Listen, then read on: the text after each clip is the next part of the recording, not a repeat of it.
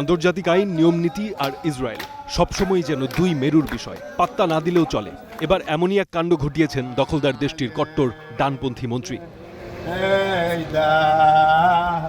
রোববার জেরুজালেমের আল আকসা মসজিদে যান জাতীয় নিরাপত্তা মন্ত্রী বেন গাভির। মধ্যপ্রাচ্যের সবচেয়ে স্পর্শকাতর জায়গাটিতে তিনি প্রার্থনা করেছেন বলে দাবি করেন। তার এই কাজ মুসলিমদের ধর্মীয় স্থানটির দীর্ঘদিনের নীতির বিরুদ্ধে চ্যালেঞ্জ হিসেবে দেখা হচ্ছে। টেম্পল মাউন্ট অ্যাডমিনিস্ট্রেশন নামে ইহুদিদের একটি সংগঠনের ভিডিওতে বেন গাভিরকে কিছু লোকের নেতৃত্ব দিয়ে প্রাঙ্গণে হাঁটতে দেখা যায়। এছাড়া অনলাইনে ছড়িয়ে পড়া অন্য ভিডিওগুলোতে তাকে প্রার্থনা করতে দেখা গেছে বলে দাবি করা হচ্ছে। ওয়াকফ প্রশাসন জানিয়েছে রবিবার বেন গাভির সহ মোট 1250 জন ওই এলাকায় প্রবেশ করেন। এ সময় অনেকে প্রার্থনা, স্লোগান ও নাচানাচি করেছে।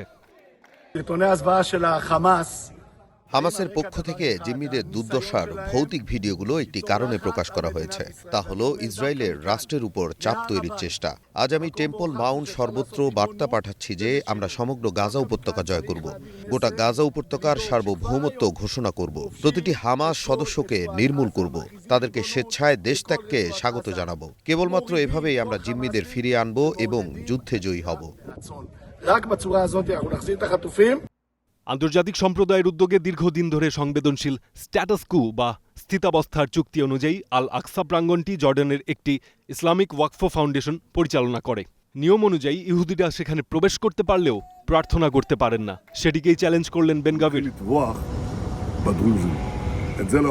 যদিও পরে বিষয়টিকে হালকা করার চেষ্টা করেছেন ইসরায়েলের প্রধানমন্ত্রী নেতানিয়াহু। প্রধানমন্ত্রীর অফিস থেকে দেয়া এক বিবৃতিতে বলা হয়, ইসরায়েলের স্থায়ী নীতি হল আল আকসার স্থিতাবস্থা বজায় রাখা। সেটি বদলায়নি, ভবিষ্যতেও বদলাবে না।